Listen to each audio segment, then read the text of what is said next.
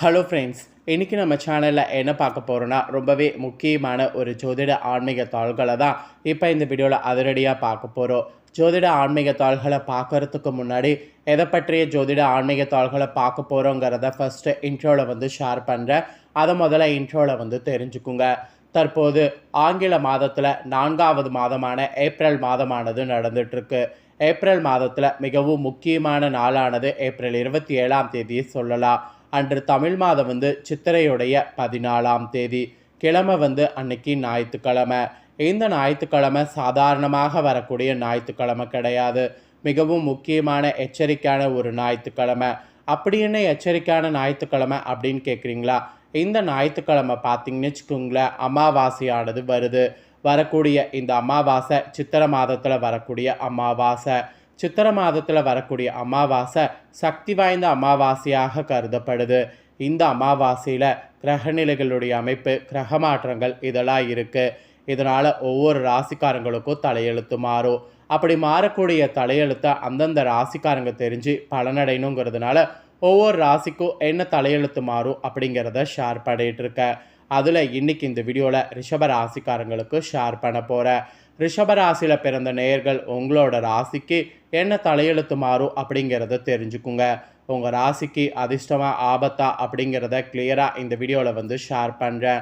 உங்கள் ராசிக்கு அதிர்ஷ்டமாக ஆபத்தா அப்படிங்கிறத இந்த வீடியோவில் தெரிஞ்சுக்குங்க. அதுக்கு முன்னாடி ஃபஸ்ட்டு இந்த அமாவாசையில் கிரகநிலைகள் எப்படி அமைஞ்சிருக்குங்கிறத ஷேர் பண்ணுறேன். கிரகநிலைகள் எப்படி அமைஞ்சிருக்குங்கிறத உங்கள் ராசிக்கு நீங்கள் தெரிஞ்சுக்குங்க. அதுக்கப்புறம் உங்கள் ராசிக்கு நீங்கள் பெறக்கூடிய பலன்களை இந்த வீடியோவில் பார்க்கலாம். ஃபஸ்ட்டு உங்கள் ராசியில் இந்த அமாவாசையிலேருந்து குரு அமைஞ்சிருக்கிறாரு. தனவாக்கு குடும்பஸ்தானத்தில் செவ்வாய், பஞ்சமஸ்தானத்தில் கேது, தொழில் ஸ்தானத்தில் புதன் சனி, லாபஸ்தானத்தில் ராகு சுக்கிரன் சூரியன், அயனசைன போகஸ்தானத்தில் சந்திரன்.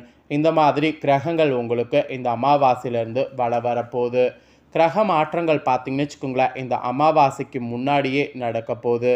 கரெக்டாக அமாவாசைக்கு முன்னாடி 26ஆம் தேதி அன்னைக்கு ராகு பகவான் லாபஸ்தானத்திலிருந்து தொழில்ஸ்தானத்துக்கு மாறுறாரு. அதே 26ஆம் தேதி கேது பகவான் பஞ்சமஸ்தானத்திலிருந்து சுகஸ்தானத்துக்கு மாறுறாரு. அதுக்கப்புறம் அமாவாசை முடிஞ்சு 2 நாளுக்கு அப்புறம் புதன் பகவான் லாபஸ்தானத்திலிருந்து அயனசைன போகஸ்தானத்துக்கு மாறுறாரு.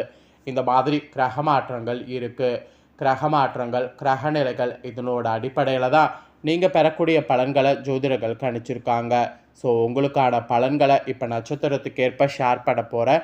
என்ன பலன்கள் பெற போகிறீங்கிறத மேஷ ராசிக்காரங்க உங்களோட நட்சத்திரத்துக்கு ஏற்ப தெரிஞ்சுக்குங்க.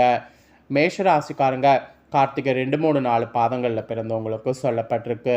கார்த்திகை 2, 3, 4 பாதங்களில் பிறந்த உங்களுக்கு என்ன சொல்லப்பட்டிருக்குன்னா, இந்த மாதம் இந்த அமாவாசைக்கு பிறகு உங்களுடைய திறமையான பேச்சின் மூலம் எதையும் வெற்றிகரமாக செய்து முடித்து ஆதாயமானது அடைவீங்க. எதிர்பார்ப்புகள் உங்களுக்கு குறையும். பணவரவு நீங்கள் எதிர்பார்த்ததுக்கு மேலே இந்த டைம் கூடும். தடை நீங்கி நீங்கள் செய்யக்கூடிய காரியங்கள் வெற்றிகரமாக நடந்து முடியும். நீண்ட நாட்களாக இழுபறியாக இருந்த ஒரு காரியத்தில் சாதகமான பலன் உங்களுக்கு கிடைக்கும். மற்றவர்களுக்காக வாதாடி வெற்றி பெறுவது உங்களுக்கு அமையும். மொத்தத்தில் ரிஷபராசி கார்த்திகை 2, 3, 4 பாதங்களில் பிறந்தவங்களுக்கு இந்த அமாவாசையிலிருந்து இந்த மாதிரி தலையெழுத்து மாறும் என்பது குறிப்பிடப்படுது. ஸோ ரிஷபராசிக்காரங்க இந்த நட்சத்திரத்தில் பிறந்தவங்க இப்போ நான் சொன்ன இந்த தாள்களுக்கு ஏற்ப நடந்து பலன் பெறுங்க. நெக்ஸ்ட்டு ரோஹிணியில் பிறந்த ரிஷபராசிக்கு சொல்லப்பட்டிருக்கு. ரோஹிணியில் பிறந்த ரிஷபராசிக்காரங்களுக்கு இந்த மாதம் அமாவாசைக்கு பிறகு கணவன் மனைவிக்கிடையே திடீர் கருத்து வேற்றுமை ஏற்பட்டு நீங்கும். குடும்ப விஷயங்களில் சரியான முடிவுக்கு வர முடியாத தடுமாற்றம் ஏற்படலாம். உறவினர்களோடு பேசும்போது கவனமாக பேசுவது நல்லது. வாகனங்களில் செல்லும்போது பயணங்கள் போது கவனமாக இருக்கணும். ஏன்னா வாகனங்களில் செல்லும்போது பயணங்கள் போது எச்சரிக்கை உங்களுக்கு இருக்குது. அதனால் இந்த அமாவாசையிலிருந்து ரோஹிணியில் பிறந்தவங்க ரோட்டில் போகும்போது கவனமாக போகணும் என்பது ஒரு எச்சரிக்கையாக உங்களோட ராசி நட்சத்திரத்துக்கு சொல்லப்பட்டிருக்குங்க.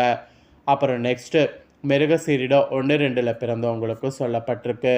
இதில் பிறந்த ரிஷப ராசிக்காரங்களுக்கு இந்த மாதம் அமாவாசையிலிருந்து தொழில் வியாபாரத்தில் ஈடுபட்டிருப்பவர்களுக்கு உங்களுக்கு கீழ் இருப்பவர்களால் லாபமானது கிடைக்கும். பழைய பாக்கிகள் வசூல் செய்வதில் வேகமானது காட்டணும். அப்போ தான் வசூலாகும். தேவையான சரக்குகள்லாம் உங்களுக்கு கையிருப்பு இருக்கும். அது மட்டும் இல்லாமல் உத்தியோகத்தில் இருப்பவர்களுக்கு எதையும் செய்து முடிப்பதில் ஒரு துணிச்சலானது உண்டாகும்.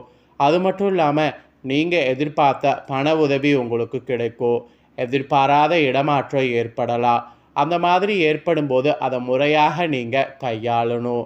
அரசியலில் உங்களுக்கு மக்களுக்காக சேவை செய்வதில் சில காலம் மந்தமாக செயல்பட்டு வந்த நீங்கள் எதிர்கால கனவுகளை மனதில் சுமந்து புதிய உத்வேகத்தோடு பணியாற்றணும். ஆன்மீக எண்ணங்களும் நாத்திக செயல்பாடுகளும் அதிகரிக்கும். மாணவர்கள் உங்கள் படிப்பில் கவனம் செலுத்தி முதல் தர மாணவர்களாக தேர்ச்சி பெற முயற்சி பண்ணும். சக மாணவர்களிடம் பாட தொடர்பான சந்தேகங்களுக்கு உதவிகள் கேட்டிங்கன்னா கண்டிப்பாக உங்களுக்கு கிடைக்கும்.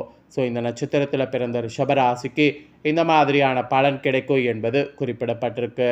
ஸோ ரிஷபராசிக்காரங்க உங்களோட நட்சத்திரத்துக்கு ஏற்ப இந்த அமாவாசையிலேருந்து நீங்கள் பெறக்கூடிய பலன்களை உங்களுக்கு தெளிவாக இந்த வீடியோவில் எக்ஸ்பிளைன் பண்ணிட்டேன். எக்ஸ்பிளைன் பண்ண பலனை தெளிவாக உங்களோட ராசி நட்சத்திரத்துக்கு தெரிஞ்சிருப்பீங்க. தெரிஞ்சதுக்கேற்ப நடந்து பயன் பெறுங்க.